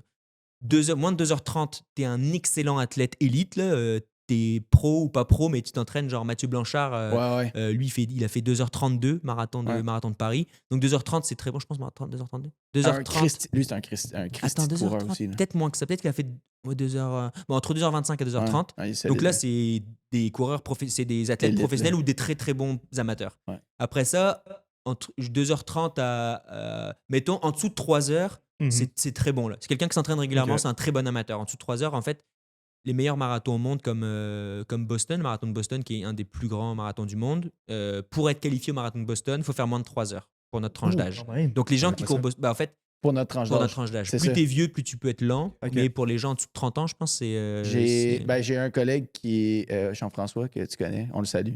Il va écouter le podcast qu'il m'a dit. Mais Jean-François, lui, il a. Puis là, c'est touché parce que je ne sais pas exactement son âge. Mais je vais lui donner, mettons, 40. Ouais. Puis là, il a fait un marathon à Ottawa. Je pense 3h30 minutes. Ouais. Puis Il est il s'est qualifié pour Boston. Ok, bon, good Fait job. que, ouais, il est un peu. Je pense Je que connais ça pas scale je connais pas les dépendamment. temps pour les autres tranches d'âge, mais donc en dessous de 3 heures, c'est très bon. Puis Ouais. après ça, 3h47, honnêtement, pour mon premier marathon, C'est excellent. C'est les gens m'ont excellent, dit genre, là. waouh, c'est vraiment bon et tout ça. Mais tu vois, aujourd'hui, genre l'autre jour, j'ai été faire un marathon sur le Mont-Royal pour le fun. J'ai couru en 3h15, alors que je montais descendais le Mont-Royal. Wow. Donc Pour le fun, j'ai un petit marathon enlevé 30 aujourd'hui. minutes à mon meilleur temps de marathon. Et honnêtement, je pense que je peux. Beaucoup plus de je dénivelé pense- en plus. Oui, il y avait avec un peu de dénivelé. Je pense que je peux aller encore en dessous. En fait, je pense que. Je sais pas, faudrait que j'en fasse un. Je pourrais vous dire quand j'en aurais fait un vraiment. Parce que, en fait, j'ai jamais refait de C'est le seul marathon marathon que full t'as fait. speed. Non, j'en ai refait un autre. J'ai refait Ottawa en 2016. OK. C'est là que je m'en viens. Mais donc là, finalement, je finis mon marathon en 2014. Mais je suis démoli. Là. J'ai mal aux jambes. Puis en fait, je me suis fait, mais vraiment. Et j'ai eu mal aux jambes pendant 2 mois. Parce qu'en fait, c'est ça le problème de la course, c'est quand on s'entraîne pas, on est capable de se pousser comme un malade si on est craqué, mais le corps, il subit, puis on se fait extrêmement Il lâche. mal. Puis c'est ça en fait qui est dangereux dans la course, c'est ce qu'on appelle la quantification du stress mécanique, c'est de mal quantifier le stress mécanique. Puis là, j'ai appliqué beaucoup trop de stress sur mon corps, qui n'était pas du tout prêt à recevoir cette charge-là. Donc Exact. je me suis vraiment fait du mal, puis c'est presque dangereux de tu sais, quelqu'un d'augmenter autant mon volume de course, c'est vraiment pas recommandé, quoi. C'était Qui nous musculaire écoute, ou c'était articulaire tout, ou un peu tout? Ouais, Ok. ouais. J'avais mal dans le dos, mal dans les jambes, mal dans les articulations. L'endroit où j'ai eu le plus mal, c'est dans la jointure du gros pouce. Ouais. De gros pouce d'orteil. D'orteil. Ouais, parce que Ok. à force de pousser comme ça tout le temps, Ouais. pendant genre 3h45, j'ai tellement pas T'étais une bonne capable de technique marcher que ou? tout ce que j'étais honnêtement, je Ouais. me souviens de vraiment avoir mal. La technique sur une longue distance comme ça Mhm. fait quand même une énorme différence. Là. Parce que c'est tellement long que si tu as le pied de travers un peu, Ouais, c'est le même stress mouvement à qui est- répétition. hein. Ouais, c'est comme un stress sur soit ton articulation, soit sur ton muscle qui n'est pas supposé être de même. Puis qu'un 10 km, 5-10 km, tu ne le remarqueras pas, mais à 42, là, ça commence à être long. Là. Ouais. Donc là, je finis ça, puis je me dis, pour vrai, c'est la dernière fois que je cours sur l'asphalte pendant si longtemps. Là. C'est plate, ça fait Ouais. mal. Pas le Et fun. puis, tu sais, dans ma tête, j'avais fait un marathon. Been there, done that. Check. C'est fait, check. On peut retourner faire du tennis ou faire d'autres sports, puis ça va être plus le fun. Allez boire la bière. Allez boire la bière. Puis honnêtement, après ça, j'ai presque plus couru pendant 2 ans. J'ai complètement arrêté de courir. Puis en tout cas, j'ai pas du tout recouru pendant 1 an. Ok. Je me suis remis à ma routine de sportif d'avant. Et Jérémy, le même gars, il me redit Ok, maintenant Théo, on est un peu plus entraîné. Je suis comme, parle pour Non. toi. Non, on fait le marathon, De quoi tu marathon parles? d'Ottawa. Et puis là où il m'a dit le marathon de Montréal, il y avait un peu de montée et tout ça. Le marathon d'Ottawa, c'est vraiment plat. On suit le canal Rideau tout le long. On va vraiment faire un bon temps. Et moi, comme un con, je dis ok, let's go, on y retourne. alors que vraiment, je me souviens avoir eu un souvenir de genre, wesh, c'est dégueulasse. Mais bon, j'y retourne. Pareil, sans vraiment d'entraînement. Pas plus d'entraînement. Bah, je me suis un peu. sûrement que j'ai couru un petit peu avant, mais Ok. j'ai vraiment pas eu je me suis vraiment pas entraîné sérieusement. OK. Et donc là, on part, on fait la course. Je finis le marathon, genre 3h45. Genre. Je fais 2 minutes de mieux, mais Ok. ridicule, inutile, quoi. De se Ah, refaire du mal. ouais. Puis là, vraiment, je me dis, genre, non, j'arrête ça. T'es autant détruit musculairement et tout. là. Non, je me Moins. souviens moins de douleur Moins, parce ok. que sûrement que mon corps il avait eu le vaccin de la première fois. Ouais. Là, donc il y a eu des adaptations qui avaient dû se faire. Mais ouais, non, pas vraiment beaucoup de plaisir à courir sur Ok. le plat, sur l'asphalte. Donc là, j'arrête un peu encore de courir ou je sais plus trop ce que je fais pendant ce temps-là. J'arrête.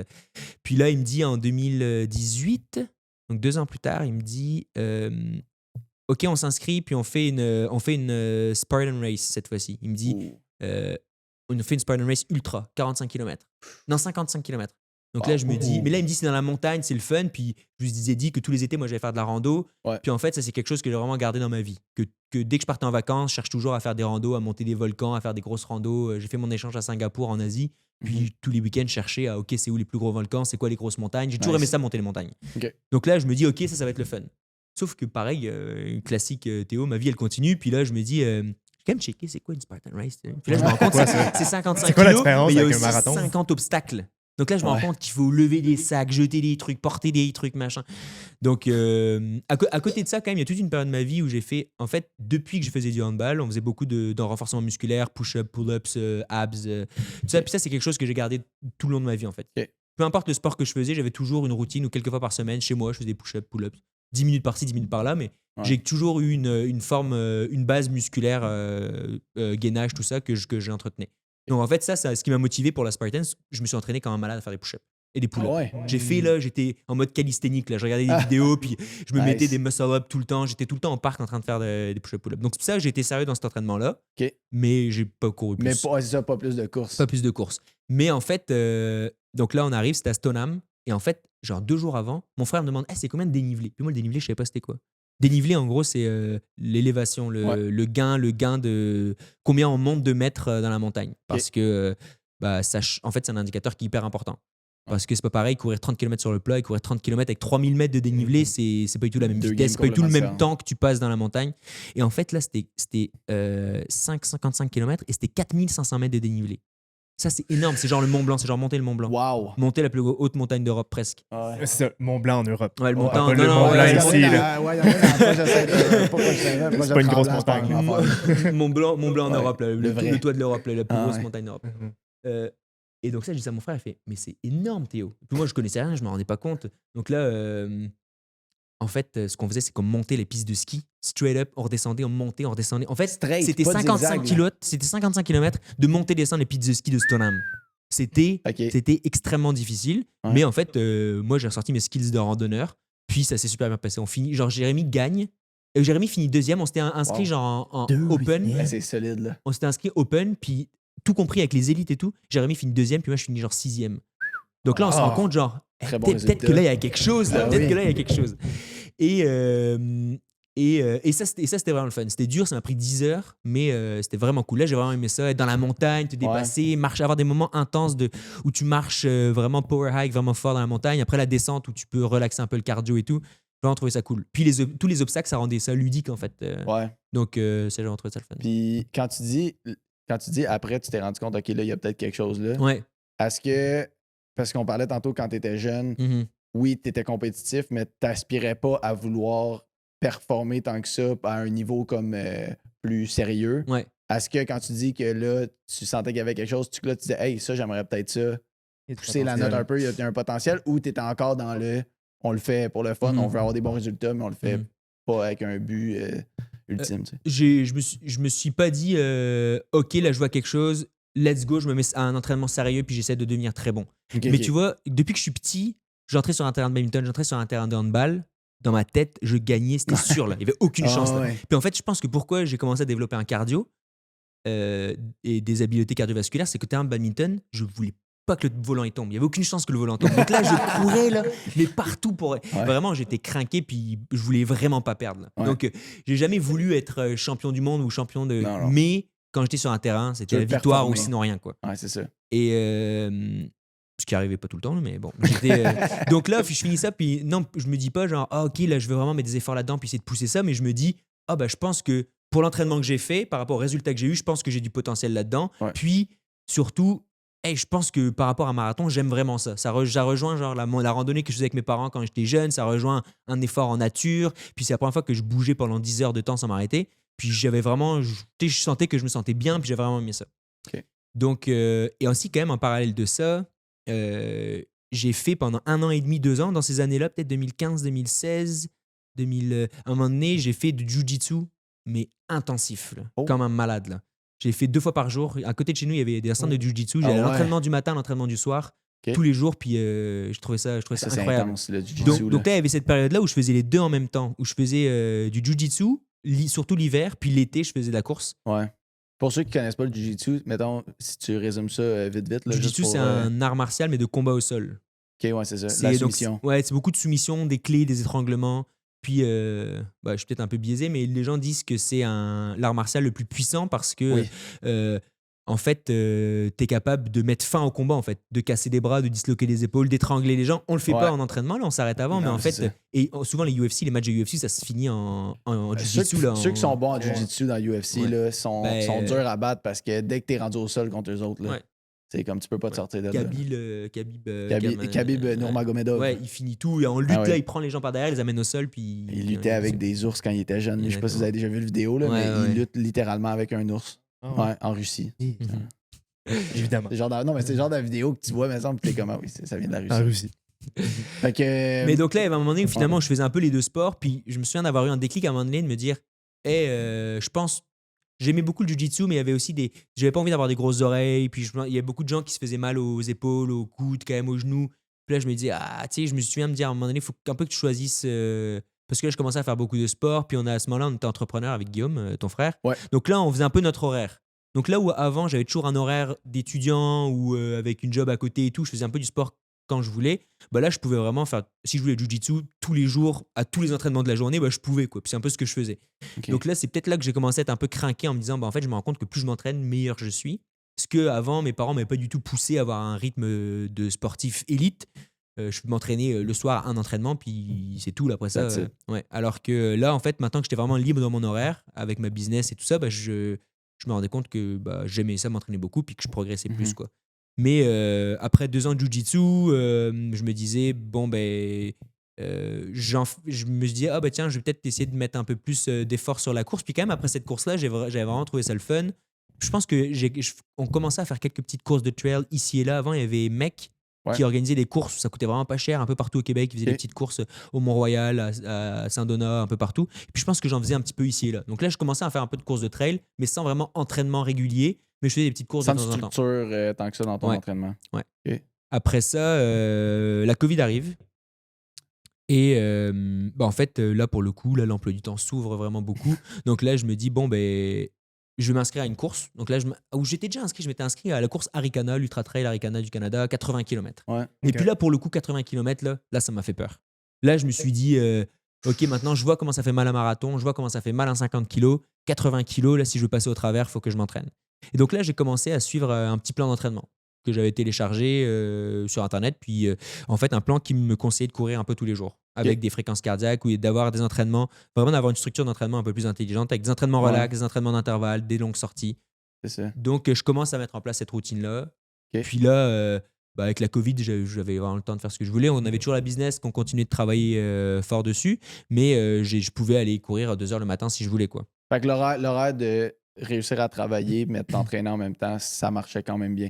Faut dire que tu avais peut-être un horaire plus flexible que quelqu'un qui fait du 9 à 5, mais tu sentais pas que c'était contraignant. Ça avait-tu un impact positif sur, tu sais, mettons, d'aller courir puis de travailler après? C'était-tu comme positif sur ton état mental quand tu commençais à travailler, mettons? Mais Tu voyais-tu une différence?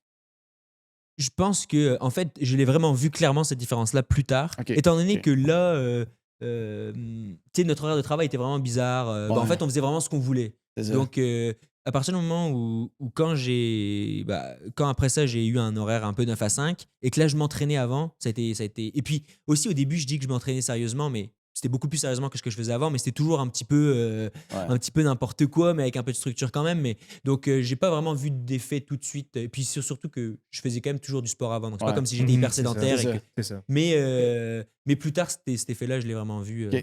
Et donc là, en fait, je m'entraîne quand même pas mal. Et j'arrive à la course Arikana du Canada, Arikana 80 km. Puis là, je fais la course de 80 km. Puis ça se passe quand même bien. Puis je finis, genre, je pense, 17e. Donc je me souviens m'être dit un peu pendant l'entraînement, OK, let's go, la Théo, peut-être moyen de faire un temps et tout. Je regarde les temps de l'année dernière. J'étais comme, OK, si je fais ce temps-là, je pourrais peut-être faire top 10 et tout. Puis en fait, cette année-là, il y avait plein de gens qui étaient bons. Donc je finis 17e. Je me souviens être un peu genre déçu et tout. Mais finalement, Ok, très hyper bon bonne quand course. même. Je finis avec des super bonnes sensations. Donc très bien. Puis là, pour le coup, là, j'ai eu la piqûre. Puis là, je me dis, sans me dire, OK, je vais devenir dans les meilleurs. Là, je me dis, OK, Théo, t'aimes ça, t'as du potentiel. Je peux m'investir. Et puis, j'avais vraiment aimé quand même le background, tout le fait d'intégrer la course dans mon quotidien. J'avais vraiment aimé ça. Donc là, je me dis, OK, c'est quoi la prochaine étape? Puis là, j'avais rencontré plein de gens qui couraient pas mal. Donc, je leur demande, OK, les gars, donnez-moi une. Tu sais, j'ai couru 80 kilos, ça m'intéresse pas de courir 100 km là. Je veux courir une grosse course, vraiment une grosse course tough là. Ah ouais, hein? Et donc là, je leur demande, puis il y a Benoît, un pote à moi qui habite proche des Alpes en France et qui me parle d'une course qui s'appelle l'Échappée Belle. Il me dit, bah ça, c'est une vraie course tough. L'échappée belle. Ça, c'est une vraie Juste course. le Juste nom, le ça nom, te donne tu pas le fais goût, là. comme- Le slogan, c'est plus belle, plus rude. Puis, Wow! puis donc là, il me parle de l'Échappée Belle. Je fais comme, OK, thanks. Je rentre chez moi, je regarde l'Échappée Belle. Puis là, c'est 150 kilos. Ça, c'est comme. C'est une distance un peu standard. Même, il y a beaucoup de courses, c'est 100 miles, des Ouais. ultra-trails de 100 miles, 160 km. Donc là, c'est 150 kilos. Je me dis, OK. Puis là, je vois 12 000 de D+. 12 000 mètres de D+. Ça, De c'est vraiment dénivelé. beaucoup. De dénivelé. De dénivelé. Ouais, dénivelé positif. Ok. Ça veut dire que le mont Everest, là, la plus grande montagne du monde, elle fait 8900 mètres, je pense. Ouais. Donc là, c'est comme la monter une fois au complet, la redescendre, puis remonter la moitié à peu près, puis la redescendre. Wow! Donc là, ça fait quand même c'est beaucoup de- gigantesque. Ça fait quand même beaucoup de montées et Gigantesque. descentes. Et sauf que bien sûr, on cumule ça sur les 150 km là. C'est pas une C'est grosse ça. montée, une grosse Non, descente. c'est Là, ça. c'est plein de petites Mais montées et tu descentes. vois, ce que je vais pouvoir faire là, dans le coin en bas à droite, je mettrai l'image que tu avais mis Ah, dans ton ok, TED là, ok. pendant que. C'est bon, ça. Juste Ouais. pour que ça donne un visuel Ouais, c'est bon. pour le monde. Mais ouais, effectivement, ça monte, ça descend. là. Et la particularité de cette course-là, en fait, dans les ultra-trails, parce que là, pour le coup, le 80 km aussi, c'était un ultra-trail, mais là, ça, c'est un vrai de vrai. Là. Et en fait, les critères de difficulté des trails, c'est la distance. Donc là, 150 kg, ça commence à être dans les longs. C'est le dénivelé positif. Là, c'est 12 000 mètres. C'est l'UTMB, la course la plus populaire Ouais. d'ultra-trail, l'ultra-trail du Mont-Blanc, c'est 10 000 mètres de D+. Sur C'est une course moins. de 170 km. Ok. Donc là, moi, c'était plus court et c'était plus de D+. Donc c'est que là, on est quand même dans les courses avec un gros ratio. Donc ça, c'est Ok. difficile. Puis surtout, le troisième point, c'est la technicité du terrain. Est-ce que c'est des sentiers, comme le petit train du Nord, Balisé, tapé. genre tapé de garnottes, Ouais. ou est-ce que c'est des estis de rochers, Mhm. Ouais. genre pas de sentier, puis t'es dans la jungle. Puis là, pour le coup, t'étais dans la jungle. Là. Ah oui? Des fois, t'avais pas de sentier, t'avais juste des petits fanions comme ça dans des pierriers. T'avais pas de sentier, t'avais juste des pierres qui se succédaient à Est-ce que l'infini. tu peux te perdre? Bah, il y a des gens qui se perdent. Ouais, tu peux toujours te perdre. Mais tu vois, là, tremblant demain, il y a des gens qui vont se perdre, c'est sûr. Donc, tu peux toujours te perdre. Ouais, mais, ok. Vu de même. mais là, la particularité de la course, c'est que c'est de l'aventure. Là. C'est vraiment, Ouais. il y a des endroits où tu n'as pas de chemin. Tu as Ok. des fanions, c'est pas de la course d'orientation, tu as des fanions, tu as des indications, mais c'est difficile pour les articulations. Tu peux pas courir en fait. Tu es toujours un peu en train de marcher, mettre les mains. Des fois, c'était. Donc là, niveau de technicité très très élevé. Ok. Donc là, j'étais comme, ok, ça va être Et en fait, C'est un bon Ça te défi. c'est un motivait, très bon là. défi. Puis là, pour le coup, j'étais terrorisé. Là, je m'inscris. En fait, l'histoire, c'est que c'était tirage au sort. Parce Ouais. que c'est une course qui accepte juste 600 coureurs par année. Puis il y a beaucoup Oh. de gens qui demandent de la courir. Donc là, je m'inscris. Je me dis, bon, on verra bien. Je m'inscris en décembre 2020. Il y a il y a Vas-y. une catégorie où il y a différentes catégories, mettons élite, amateur, je sais pas comment ça fonctionne, là, mais Il y avait deux catégories, élite, amateur. Ok. Moi, je m'inscris en amateur. OK. Parce que moi, dans ma tête, je veux dire, là, je suis pas du tout encore rendu élite. Là. Non, OK. C'est ça. En 2020, j'ai fini 7e à une course québécoise de quartier Ouais. un peu. Mhm. Tu sais, c'est pas. Mais le tirage au sort, Non, c'est au sort. C'est au complètement sort. Ok, aléatoire. c'est aléatoire, Ouais, OK. ouais. Fait que tu te donnes ton nom, puis t'espères être pigé, puis Ouais. that's it. Mais tu sais, j'espère être. Honnêtement, je mets mon nom, je me dis.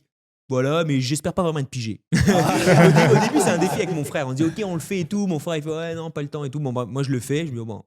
Et en fait, en février, je reçois un courriel. Puis là, je Non. l'ouvre, c'est bravo. Vous êtes officiellement inscrit à l'échappée belle. Là, c'est T'es quoi? comme, Là, ah, c'est quoi? donc Ouais. Là, je suis comme, OK. Je peux-tu refuser? Février, puis la course, c'était fin août. Ah, fait que- OK. Oh! Ouais. Fait qu'on parle d'un 5 Cinq. mois Ouais, de mais là, préparation. pour le coup, avec ma course de 80 km qui était en septembre de l'année d'avant, j'avais commencé à intégrer Ok. un plus d'entraînement. Puis après ça, là, j'avais pris goût, j'avais rencontré des amis qui couraient beaucoup, j'avais remarqué les bénéfices sur mon corps de l'entraînement. Puis là, je me suis mis quand même à beaucoup lire. Puis j'étais un peu, là, je suis passé un peu en mode crinqué j'ai lu le bouquin de la clinique du coureur qui te donne plein d'indications sur comment en fait augmenter ton volume d'entraînement, comment être meilleur sans te blesser. Parce qu'en fait, ce qui se passe souvent quand on commence à beaucoup courir, c'est qu'on se blesse. Donc, comment pas te blesser, puis comment bien manger, comment bien dormir. J'ai regardé beaucoup de trucs scientifiques pour en fait être mon coach à moi-même. Puis je trouvais ça hyper intéressant. OK. C'est important. À ce niveau-là, Ben, c'est ça très fait important. une énorme l'entraînement. différence. Puis là, je me suis mis à courir des 80-100 km par semaine. Donc, ça fait environ 15 km par jour. Donc là, j'ai vraiment commencé à avoir une routine d'athlète qui prend ça Ok. au sérieux. Ouais.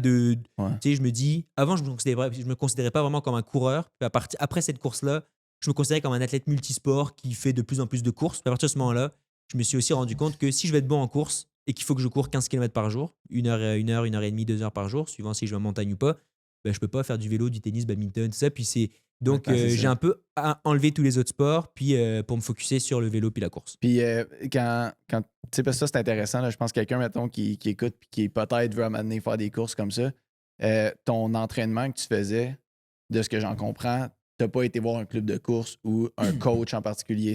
T'as lu là-dessus, t'as parlé avec le cercle d'amis que tu t'étais fait dans ce Mhm. milieu-là. C'est surtout sur ça que tu t'es basé. Ouais. Puis j'avais quand même, je faisais quand même partie d'un club pour des entraînements Ok. d'intervalle. Mais j'avais pas de plan d'entraînement. OK, OK. Mais on se retrouvait tous les mardis matins avec Doris Langlois, qui est un ancien marathonien qui courait en 2h20. Donc un Ouh. très très bon Ok. marathonien canadien.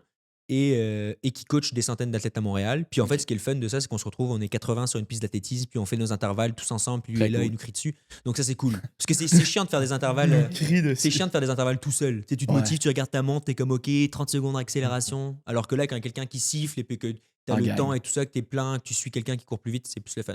Donc là, je faisais partie de ce groupe-là et honnêtement, ça m'a beaucoup aidé à être sérieux dans mes entraînements d'intervalle. Et ça, Puis à te surpasser aussi, peut-être. et, Tu te comparais, puis... ouais, c'est ça. Puis à C'est courir avec des compétitif. très bons coureurs. Mhm. Des coureurs de.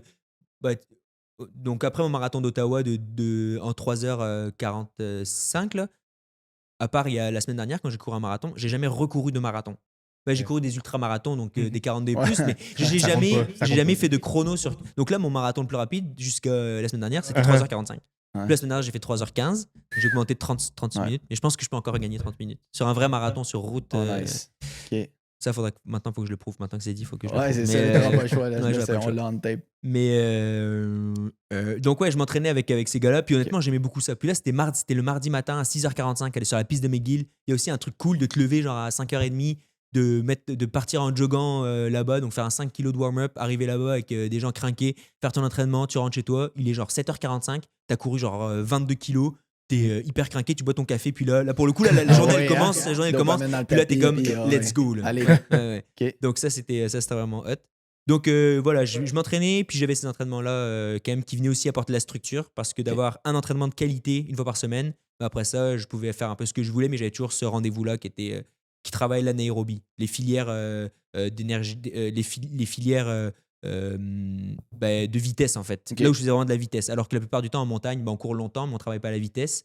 Puis parce que quand tu cours 150 kg, tu t'en fous de courir vite. Il faut juste que tu arrives à courir longtemps. Ouais, c'est ça. Donc là, ces petits entraînements-là, ça me permettait de travailler quand même ma vitesse un petit peu. Ce qui est important pour être un bon athlète. Fait que là, t'as commencé à augmenter l'entraînement, puis Ouais, donc t'avais un 5 mois, là. après Arikana, j'ai commencé quand même à devenir mon propre coach. Puis en fait, j'adorais ça. J'adorais me renseigner sur c'est quoi une bonne nuit de sommeil, puis pourquoi c'est important de bien dormir, et aussi c'est quoi des calories, c'est quoi des lipides, des glucides, des protéines, à quoi ça sert, c'est quoi des minéraux. Puis en fait, à me renseigner sur qu'est-ce que je mets dans mon corps pour mieux performer. Puis là, pour le coup, j'ai commencé à. Je voulais pas être comme le champion du. Je me suis quand même dit, ça serait le fun d'être un bon coureur au Québec. Tu sais, je me suis quand même craqué, mais. Okay. J'ai jamais voulu être pro, j'ai jamais voulu. Mais je me suis dit, j'ai un lifestyle qui me permet de m'entraîner beaucoup. J'ai envie de compétitionner à haut niveau. J'essaie de mettre toutes les chances de mon côté. Ouais. Donc là, j'ai commencé à devenir un petit peu plus. C'était aussi pendant la pandémie.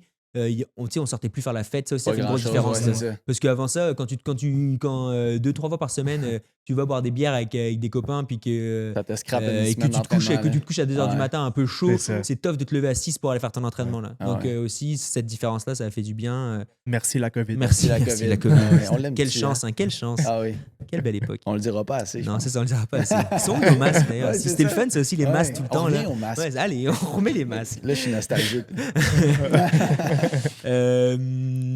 Donc c'est ça. Donc là, quand je reçois cette lettre-là, pour le coup, là, il y a un déclic dans la tête. Ah oui. Parce que là, je me dis, d'une, ça structure mes vacances. Je me dis, bon, maintenant, il faut que j'aille en France. Il faut que j'aille faire cette course-là. Donc, je suis français, donc c'est pas non plus comme aller au bout du monde. Là, mais donc là, je me dis, bon, maintenant, il faut que j'organise des vacances en France. Puis c'est surtout, comment je me fais pour m'entraîner à bouger aussi longtemps. Tu sais, là, rapidement, ce que mes amis me disent, oublie les 150 kilos, essaie d'estimer combien de temps ça va te prendre de courir cette course-là. Et puis là, ils me disent, puis là, on compare avec des courses. J'avais un ami qui a fait la Diagonale des Fous, qui vient de se terminer d'ailleurs. Ça, c'est la traversée de l'île de la Réunion, qui est une des courses les plus difficiles du monde, qui est très, très technique et qui ressemble beaucoup, qui a le même profil. Et lui, il l'avait fait en 40 heures. Il me dit, ça va environ te prendre 40 heures de faire cette course-là. Donc là, je me dis, OK. Donc là, quand il m'a dit ça, 40 heures. Quand il m'a dit ça, je me dis, OK, là, le but, c'est pas d'aller vite. Le but, c'est pas de courir une certaine vie. Le but, c'est de m'entraîner à bouger pendant 40 heures. De survivre 40 heures. Et donc, à ce moment-là, je me dis, bon, tu sais, tu peux pas t'entraîner à courir 40 heures. Là. C'est quoi ton entraînement le matin? Là? Tu te lèves, puis qu'est-ce que tu fais? Donc, en fait, là, je courais quand même beaucoup. Tu sais, j'essayais de garder 80 km de course dans mes semaines. Mais en plus de ça, j'essayais de faire beaucoup de vélo pour bouger, en fait, longtemps, pour entraîner mon corps à prendre de l'énergie, brûler des glucides. Et en fait, pour les efforts longs, c'est bien si tu peux prendre de l'énergie dans les lipides. Que ton corps, il est habitué à venir prendre des graisses pour prendre de l'énergie. Quand on fait des efforts courts d'environ 1 heure, on peut prendre l'énergie juste dans le sucre. Mais quand on fait du sport pendant plus d'1 heure, soit il faut manger du sucre pour continuer de mettre de l'essence dans la machine, soit il faut que ton corps soit habitué à prendre l'énergie dans les lipides. Donc ça s'entraîne. Donc je courais beaucoup à jeun, je courais sans manger le matin, pour que mon corps il s'entraîne à venir prendre l'énergie dans les graisses.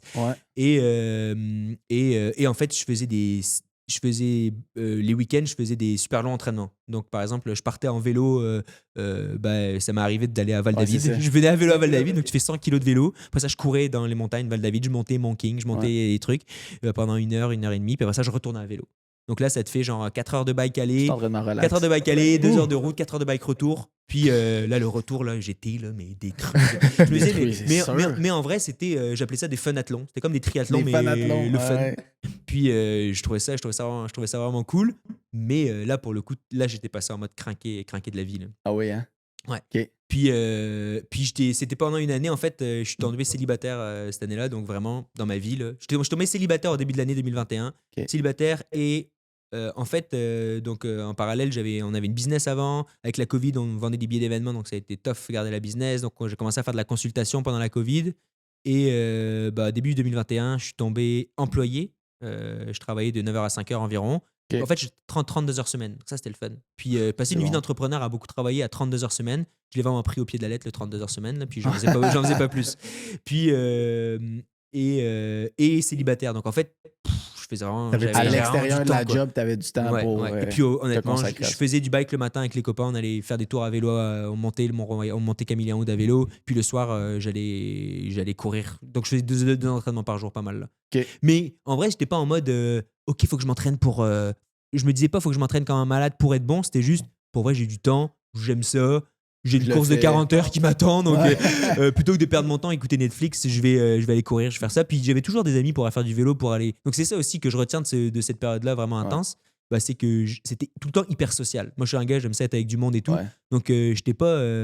Tu sais, j'admire les nageurs, par exemple, qui sont capables de s'entraîner comme des oufs tout seuls dans la piscine. Là. Ah ouais. Moi, là, c'était toujours genre. Puis la plupart, tu sais, quand tu t'entraînes à bouger 40 heures, t'es pas en train d'aller vite à être essoufflé. T'es tout le temps à un rythme cardiaque où tu peux jaser et tout. Donc, bah, c'est ça, en fait, c'était hyper le fun. Je faisais plein de Mais- trucs avec mes amis. Puis. Puis en plus, le fait de s'entraîner avec du monde, puis on en a parlé avec Casey le dernier podcast, là, mais il y a aussi un aspect que quand tu es compétitif, ta progression est encore mieux Mhm. parce que tu Il est plus compares rapide. aux autres, puis Mhm. lui, il est en train de rouler plus vite que moi, si je vais le rattraper. Là, tu sais. Mhm. Alors que quand tu es tout seul, tu sais, oui, tu peux te pousser, mais tu as peut-être moins Pas autant. Ouais, peut-être Ouais. que tu te pousserais T'es pas moins autant que, vu motivé. que l'autre il est en Mhm. avant de toi, puis ça te tente pas qu'il soit meilleur. Tu sais. Mhm. Fait que c'est sûr que ça doit aider d'être avec Ouais. du monde et s'entraîner. là. Ouais, ouais. Surtout que j'ai de la chance parce que j'ai rencontré un groupe de 4-5 amis, puis on est toujours Mhm. super amis. Puis eux, c'est des vraiment bons coureurs. Là. Des machines. Vraiment des machines. Ouais. Puis des machines, puis des gens un petit peu plus âgés, avec plus d'expérience, donc ils connaissaient plein de trucs. Quoi. Donc ils étaient capables de me dire bah, on va y arriver. Ils m'ont vachement coaché pour ma course. Bah, déjà, quand le gars m'a dit ça va prendre 40 heures, bah, après ça, il m'expliquait tous les petits tricks de course de longue distance. Là. Ouais. Comment tu manges, comment tu pisses, comment tu bois. C'est vrai. ça. C'est quoi les On calories, pense pas à ça, mais les calories que tu Ah ouais. consommes, est-ce que tu dors, est-ce que tu dors pas, comment tu dors, est-ce que tu vas avec des bâtons, est-ce que tu mets quel genre de chaussures, comment tu fais pour les irritations, tu sais, avec l'humidité, tous les linges qui frottent. Il y en a qui s'arrêtent des courses parce qu'ils ont trop irrité dans l'entrejambe, puis donc mais on des y trucs pense- moins on y sexy. pense Tu vois, pas. au On marathon, pense tous pas les à gens ça. qui saignent Ah ouais. des tétons, là. Ouais. Tu sais, tout ça, c'est quand tu cours pendant 40 heures, là, tout devient. Tu sais, est-ce que tu changes de vêtements tu sais, en fait, il y a plein de trucs que quand tu sais pas, tu penses pas. Mais une fois que tu l'as fait une fois, bah, tu sais T'apprends qu'est-ce tes qui erreurs, gosse. là, Ouais. ouais, Et ouais. donc, Ouais. donc il me donnait. Donc j'ai vraiment de la chance de rencontrer ces gens-là. Moi, tu sais, tu parlais de la compétition avec les gens. Moi, un truc qui m'a beaucoup aidé pendant la Covid, c'est Strava. Les segments sur Oh, Strava. Là. ok, ouais. Ça, c'était malade. Là. Des fois, le soir, j'étais pas motivé. J'étais comme, je regarde la télé et tout. Puis là, je vois sur Strava, un tel a gagné la couronne sur tel segment. Je suis comme, je pourrais Ok. essayer, voir ce Ouais, que ça c'est donne. ça. Puis là, j'étais comme un cranky, là, tout donner sur les segments. Ouais. Puis ça, c'était cool parce que ça permettait de se comparer. Parce que tu sais, tu te parlais, est-ce que En fait, étant donné que pendant la Covid, il n'y avait pas vraiment de course, bah, j'ai vraiment, pendant tout ce temps-là, j'ai pas pu comparer mon niveau par rapport aux autres. Mais en fait, c'est pendant toute cette période-là, avant la course en 2021, entre la course 2020 et la course 2021, mettons de janvier à août 2021, où là, j'ai vraiment progressé comme un malade. Ah ouais. Parce qu'en Ok. fait, en m'entraînant hyper longtemps comme ça, Ouais. en ajoutant ce côté aérobie, c'est-à-dire cette capacité à bouger longtemps, avec ce que j'avais fait toute ma vie, de l'anaérobie, des intervalles courte distance avec de Ouais, l'explosivité et intensité. tout, bah là, les deux mis ensemble, là, ça fait que je devenais, en fait, sans m'en rendre compte, un bon athlète pour courir longtemps. Puis bah, là, on arrive, À la on course. arrive tranquillement à la course.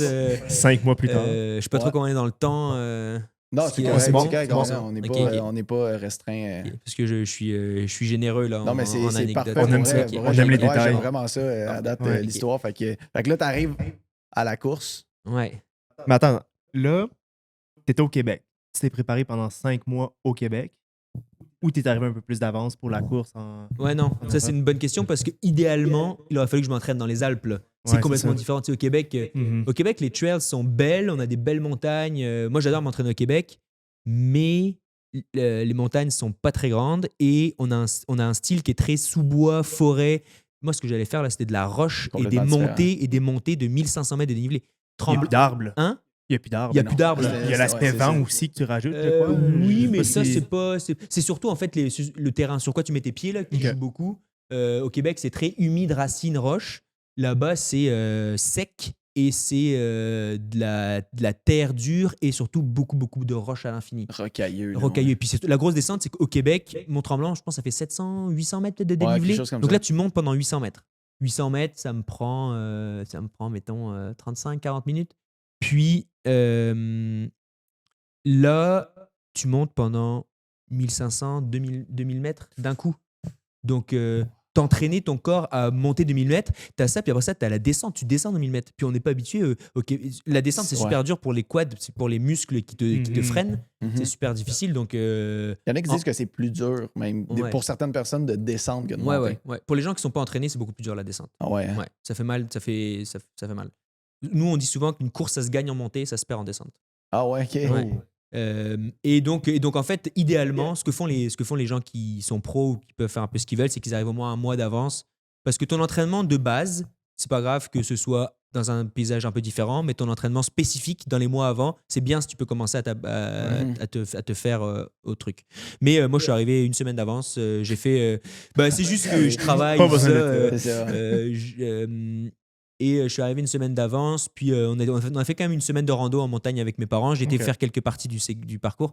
Dans ma conférence, là, je montrais dans le graphique, tu as un endroit où la courbe, elle est ultra pentue. Comme ça. Ouais, elle est pentue. Ouais. Donc ça, je voulais le faire avant. Ouais. Je voulais voir avant ce que ça donnait. Donc on a été le faire en rando, puis pour vrai, c'était tellement pentu que si tu tendais les bras, tu touchais la pente. Presque. Non. Ouais. Normalement, je montais avec des bâtons, puis là, j'étais comme... je peux pas planter les bâtons, genre, c'est trop gros. Ouais. Ouais. Aïe, En fait, les cols en France, c'est comme ça, là. Puis après ça, t'arrives au col, puis là, tu redescends de l'autre côté, là. Mais sauf qu'à la fin, là, vraiment, tu sais, ça fait des zigzags comme ça, puis plus tu montes, il y a plus de zigzags, là. Ouais. Donc à la fin, j'étais vraiment en mode... l'escalade. L'escalade, ouais. Ouais. Des V20, là. 6B. Ouais, c'est ça. Donc ça, on a été c'est le col du Moretan qui s'appelle. On a été le repérer avec mon frère, puis mes parents sont restés en bas, ils nous ont dit allez-y les gars, allez-y. Puis le reste de la, ouais, c'est ça. Puis le reste de la semaine, Le reste de la semaine, on faisait rando. Tu veux pas te brûler avant. Non, on veut pas se brûler, course, mais en même temps, c'est aussi, je suis jamais dans les Alpes avec ma famille. C'est rare maintenant que je suis au Québec, donc on voulait en profiter. On a fait du bike avec mon frère. C'était vraiment pas la semaine, même maintenant que je vois un peu plus, c'est pas la semaine parfaite là. Mais je le savais, puis j'étais prêt à faire des sacrifices parce que. Et aussi, je me disais, ça fait genre 8 mois quand même que je m'entraîne beaucoup. Mon corps il est capable maintenant de bouger longtemps, je suis capable d'en prendre un peu, puis je vais peut-être pas être dans la forme parfaite, mais j'ai pas non plus fait des grosses courses de 80 kilos 2 jours avant, là, tu sais, je faisais des randos, donc c'était correct. Exact. Un autre truc que j'ai fait en préparation qui a été très bien, c'est que tu sais, moi 12 000 mètres de D+, je savais pas de dénivelé positif, je me rendais pas compte de ce que c'est. Tu sais, Québec, quand les montagnes font 700 mètres, quand les plus grosses montagnes font 700 mètres, je me dis 12 000 mètres, c'est genre 15 fois le Mont-Tremblant, genre. Tu peux pas vraiment le travailler parce que t'as pas le choix de la redescendre si tu veux la remonter. Tu sais, 15 fois le Mont-Tremblant, ça te prend combien de temps? Ça te prend, tu sais, monter le Mont-Tremblant, ça prend... Monter, descendre le Mont-Tremblant, parce que c'est aussi la descente. Ouais. Bref, c'est long, puis... Donc là, pendant la longue fin de semaine, en juin, je m'étais dit, OK, je fais 12 000 mètres, là. J'ai 4 jours, je fais 12 000 mètres. Donc là, c'est 3 x 4, 12. Donc là, je me dis, c'est 3 000 mètres par jour. Donc là, j'ai fait 3 000 mètres le jeudi, 3 000 mètres le vendredi, 3 000 mètres le samedi, 3 000 mètres le dimanche. En fait, par exemple, j'ai fait 3000 mètres le jeudi, 2000 le samedi, 2000 le vendredi. Donc là, le dimanche, il me restait genre 6000 à faire. Que j'ai fait sur la petite piste de ski de Montréal de 60 mètres de D+. Non. Je l'ai monté genre à l'infini. Ça devait être long. Pendant genre 13 heures. Non, 13 heures, c'est pas vraiment que ça. Mais c'était extrêmement long. Donc j'ai fait ça, mais à la fin, je me suis dit, OK, bon, bah là, en 4 jours, j'ai fait 12 000 mètres de D+. Puis ça fait du bien psychologiquement, puis même de se dire, OK, je suis capable. Je l'ai fait en 4 jours, c'est pas d'un coup, mais je vois un peu à quoi ça ressemble. T'as une référence, t'as de quoi sur quoi tu peux t'appuyer. Puis même mon corps, il a pris ce choc-là. Mon corps, il a pris le choc de 12 000 mètres. Donc je pense que ça fait du bien pour après. Quand tu l'as fait, je sais pas combien de fois là, à Montréal. Tu sais, le gars qui est dans son appart, te regarde, le soir, il se couche. Il se réveille le matin.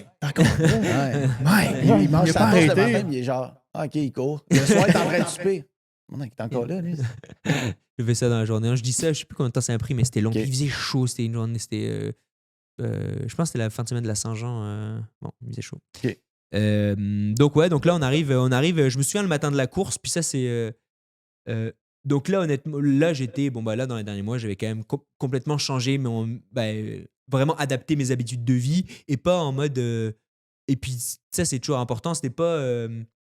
parce que je voulais vraiment performer comme un malade, mais c'est juste qu'aussi j'avais énormément de plaisir en fait à faire tout ça. Chaque entraînement, c'était vraiment le fun parce que la plupart, je les partageais avec des amis. Puis aussi, et je trouvais ça hyper agréable de sentir que je progresse et de sentir que je suis capable de pédaler plus fort, je suis capable de courir mieux, de courir plus longtemps, de me sentir plus en forme. Ouais. Donc ça, c'est un peu addictif comme sentiment de trouver que tu te dépasses, que tu deviens meilleur et tout ça. Donc je vais toujours pousser ça plus loin. Et je me souviens, la veille de la course, je faisais mes sacs. C'était toute une stratégie parce que en fait, mes parents, c'était ce qu'on appelle mon crew. Ok. un peu mon équipe. Et eux, ce qu'ils faisaient, c'est que. Donc là, les 150 km, c'était linéaire, mais eux, ils me retrouvaient à certains points en voiture, 3-4 fois dans la course. T'amener. Pour m'amener, du stock, ils pouvaient ouais. m'amener du stock. Ça, c'est mes amis qui m'avaient recommandé ça. Il faut que tes parents t'amènent genre du linge sec, un t-shirt sec. Ouais. Ils disent c'est malade de mettre un t-shirt sec là quand t'as transpiré pendant 5 heures dans ton truc. Quand tu saignes, Ah, c'est- ouais, quand tu quand saignes des saignes tétons, ouais, c'est ça, des plasters. Mais de t'amener un repas chaud, mettons, que ta mère t'a cuisiné. Oui. Parce que dans les ravitaux, c'est juste des chips. Et puis ça, c'est encore drôle parce qu'en France, dans les ravitaillements, tu sais, tu t'attends à genre avoir des bananes, du Gatorade, trucs comme ça. Ouais. Là-bas, c'est du saucisson puis des grosses tranches de fromage non. de pays. ouais. C'est Jambon de lourd. pays, fromage de pays. Un puis, petit verre de vin. Un petit Oui, verre c'est- de kilo. Tu tournes, Une baguette ok, pour la route. ouais, une petite baguette. Non, mais genre du pâté, tu sais, c'est vraiment des trucs Mais ouais, random. non.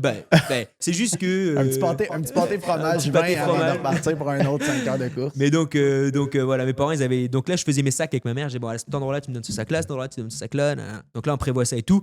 Puis là, le départ, c'était à 5h pour les élites et à 5h30 pour les normaux. Puis en fait, bon, bref, moi, je suis dans les gens normaux. Comment ils avaient calculé ça? C'est avec la cote ITRA. En fait, les coureurs de trail, on a un peu comme un. Comment vous appelez ça? Un peu comme une cote R. Ah, Où ok. à chaque course que tu fais, tu as une note Ok. qui est basée sur plusieurs variables, sur combien de temps tu as mis à courir, le gars avant toi il a quelle cote, après toi il a quelle cote, puis tu sais, c'est dit parce que marathon, si je dis je cours un marathon en 2h20, tu peux clairement voir le niveau que j'ai, Ouais. mais j'ai couru le trail le tremblant, le 30 kg en 3h30, Ouais, c'est ça. bah, est-ce que c'était mouillé, est-ce qu'il a plu, est-ce Ok. que tu sais, Ouais. est-ce qu'il faisait super chaud, tu sais, d'une année à l'autre ça change, donc c'est impossible de comparer vraiment les courses entre C'est elles. ça. Laquelle, mettons un 30 kg à Tremblant versus un 30 kg à Charlevoix, c'est pas pareil. Donc, Les dénivelés. les il y a dénivelés, la pas mal de technicité du variables. terrain que j'ai dit Exact. tantôt, la température. Donc, Ok. donc on a une cote qui prend plein Ouais. plein de variables en considération et qui te donne un score après ta course. Donc suivant les meilleures cotes ITRA, ils partaient en élite puis les autres partaient après. Puis moi, Ok. je n'avais pas une très bonne Ok. cote ITRA parce que j'avais juste fait une course, c'était à Tu venais de Ricana. commencer. Puis, ok, ouais, c'est ça. c'était pas excellent. Mais je m'en foutais. Donc là, les élites partent. Donc bref, moi, je me couche tôt la veille. Puis les courses comme ça en montagne, c'est quand même dangereux parce qu'on passe dans des endroits Ah qui oui. sont très exposés et tout ça. Et donc, il y a toujours des chances que ce soit annulé s'il y a des orages, des trucs comme ça. Attends, tu parles exposé. T'es souvent exposé à Ouais, quoi? t'es souvent Les exposé. animaux Exposé, ou ça veut les dire conditions? tu sais, quand t'es dans la forêt, t'es pas exposé. T'es protégé un peu par les arbres, par plein S'il de y a trucs. des orages, c'est ça que tu veux Ouais, dire. s'il y a des c'est- orages, c'est- ou même c'est- s'il y a on parle de des météo. chutes de pierres, des chutes de trucs, t'es exposé à des risques, t'es exposé à plein de risques, à plein de dangers. Ouais.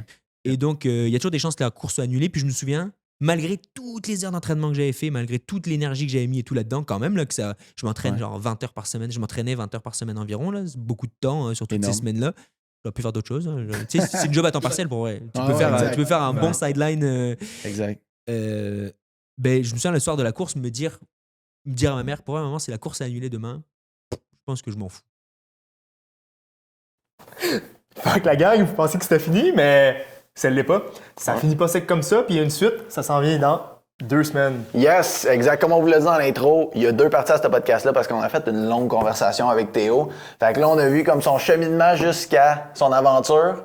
Là, le deuxième podcast, je veux pas vendre de punch, mais il va parler de son aventure. Exact. Fait que restez là, mais avant ça, on voulait vous mettre l'eau à la bouche un petit peu. Fait que voilà une coupe d'extrait du prochain podcast. Enjoy!